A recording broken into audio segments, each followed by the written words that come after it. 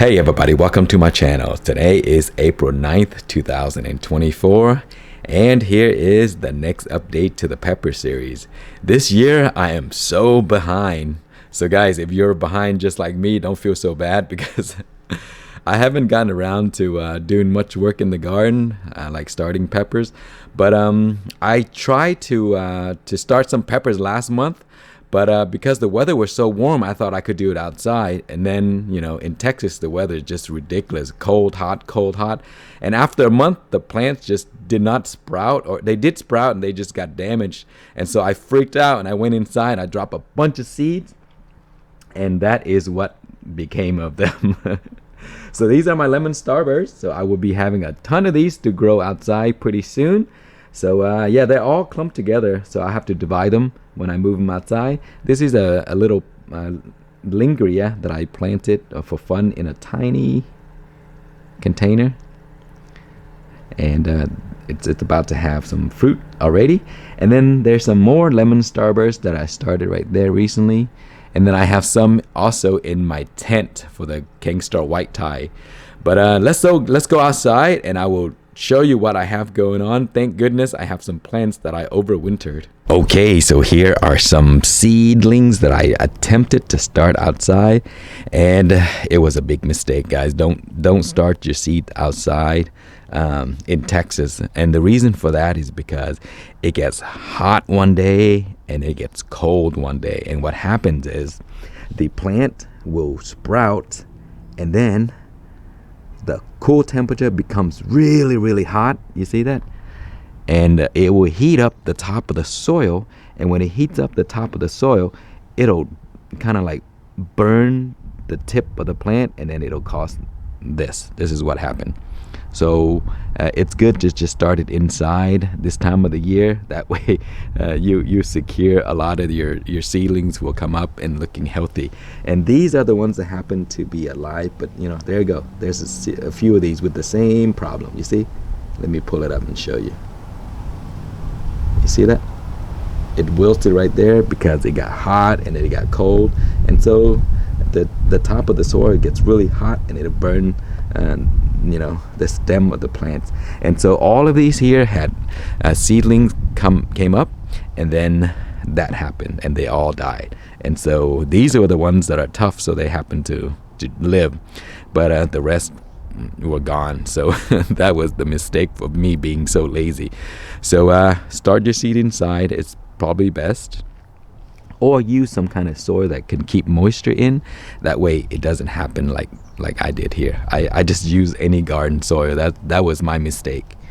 And here I have some chocolate crosses of mine. It's chocolate Lingria, I think. I forgot what the name of this. I lost the tag.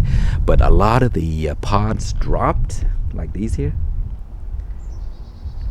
And then the seed, look at that, they sprout within the pod. You see that?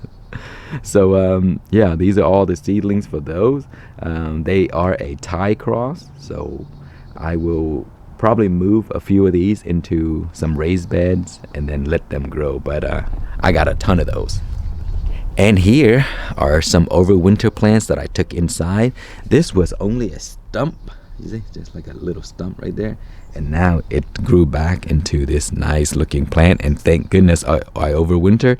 And see those orange, purple containers? Those are the ones that I brought inside. And so let me show you some of the plants that came out of there.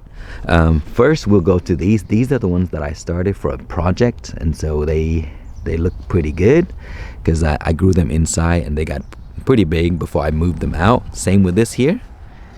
And same with this here. So normally my plants around April would be this big, but this year I got so behind because of so many problems with starting seeds and all that stuff, and I didn't start them early enough.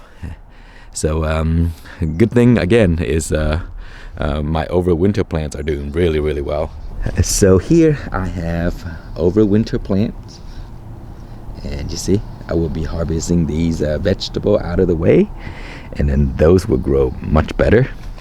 And here's another one, and the leaves got burnt because it was cold and hot and cold and hot.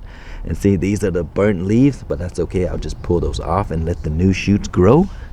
Okay, so these also came out of those purple containers, and look at the size of those trunk, guys. They are big.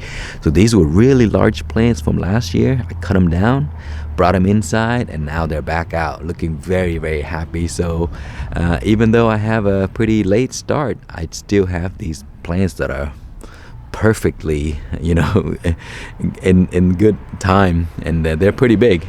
And these that I purchased from the stores, you see the roly-polies have eaten them.